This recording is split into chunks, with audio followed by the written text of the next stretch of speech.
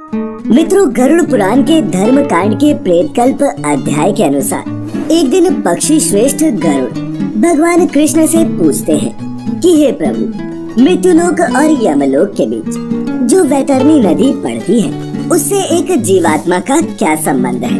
उन्हें इस नदी में किस तरह की सजाएं भुगतनी पड़ती हैं? और आखिर एक पापी आत्मा इसे पार करे तो कैसे? तब भगवान कृष्ण ने उत्तर दिया, हे गरुड़, यमलोक के मार्ग में स्थित इस वैतरणी नदी का स्वरूप बहुत ही भयावह है और जो भी पापी आत्मा मरने के बाद इस नदी से होकर गुजरती है उसके लिए ये दृश्य बेहद डरावने होते हैं। बताया गया है कि ये नदी 100 योजन चौड़ी है जो थूक और खून से गदागद भरी हुई है और इस रक्त रूपी जल के साथ साथ नदी में मांस और कीचड़ भी भारी मात्रा में मौजूद है। इसके तट पर हड्डियों का ढेर लगा हुआ है और यही नहीं, चारों ओर से वज्र के समान चोंच वाले बड़े बड़े गीद और कौवे इसे घेरे हुए रहते हैं। इन जीवों के अलावा इस नदी में घड़ियाल, वज्रदत्त और इनके जैसे अनेक हिंसक और मांस भक्षक जलचर भी रहते हैं।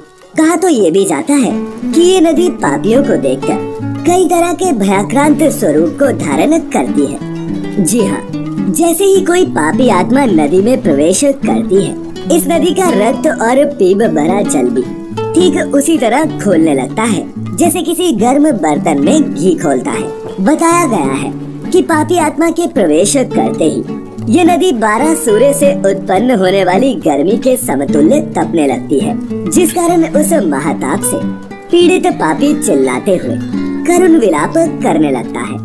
और जितनी तकलीफ उस समय पापी आत्माओं को होती है उतनी ही तेज आवाज में वो अपने प्रियजनों को पुकारता है। लेकिन उनके इतना पुकारने के बावजूद भी जब वो किसी को अपने समीप नहीं पाता तो वो उस महाभयंकर धूप में ही विचलित होकर इधर उधर भागने लगते हैं। और अंततः जब वो ताप उनकी बर्दाश्त से बाहर हो जाता है तो वो आत्मा उस दुर्गंध से भरे हुए जल में डुबकी लगाते हैं और अपनी आत्मग्लानि से व्यथित होते हैं। फिर श्री कृष्ण कहते हैं, हे गरुड़, कुछ जीवात्माएं ऐसी भी होती हैं जिन्हें मृत्यु के पश्चात इसी वैतरणी नदी में रहना पड़ता है और वो कभी इस नदी को पार नहीं कर पाते। जैसे कि वो जो अपने जीवन काल में अपने गुरु, माता पिता एवं अन्य वृद्ध जनों का अपमान करते हैं, उसे इस महानदी में रहना पड़ता है। इसके अलावा जो जीवात्मा अपने जीवन काल में अपनी पतिव्रता,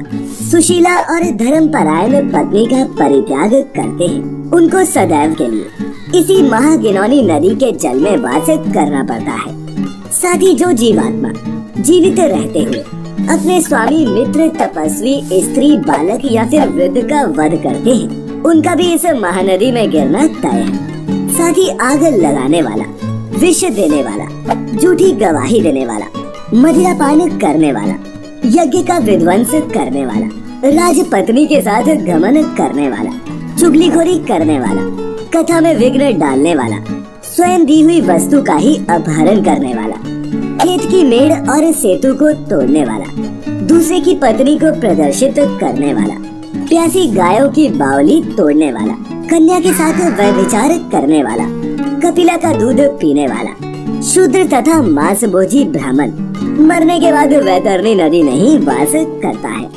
इन सब के अलावा अहंकारी, पापी तथा अपनी झूठी प्रशंसा करने वाला, कृतघ्न और गर्भपात करवाने वालों के लिए भी वैतरणी नदी को ही उपयुक्त बताया गया है। साथ ही मित्रों, आपको बता दें कि इन पापी जीवात्माओं में भी जिसने मकर संक्रांति, सूर्य या फिर चंद्र ग्रहण, अमावस्या या फिर किसी ऐसे ही पुण्य काल में दान किया हो, उसे एक निश्चित समय के पश्चात इस नदी से यमदूतों द्वारा निकाल लिया जाता है। इसीलिए प्राणियों को चाहिए कि वो जिंदा रहते हुए दान पुण्य करें और धर्म का संग्रह करें। यही वजह है कि हिंदू धर्म में मृत्यु से पहले गोदान भी कराया जाता है, क्योंकि हमारे धर्म में मान्यता है कि गोदान करने से मनुष्य उसी गाय की पूंछ पकड़कर इस वैतरणी नदी को पार करता है और उसे इसी सुकर्म के प्रभाव से पारलौकिक सुख की प्राप्ति होती है। इसीलिए मित्रों, प्रत्येक मनुष्य को चाहिए कि वो अपने कर्मों पर ध्यान दे, जिससे उसे मृत्यु के बाद इस भयावह नदी का सामना न करना पड़े। तो हम भी उम्मीद करते हैं कि आपको हमारी आज की ये प्रस्तुति पसंद आई होगी। अच्छी लगी हो तो इसे अपने मित्रों रिश्तेदारों के साथ साझा अवश्य करें।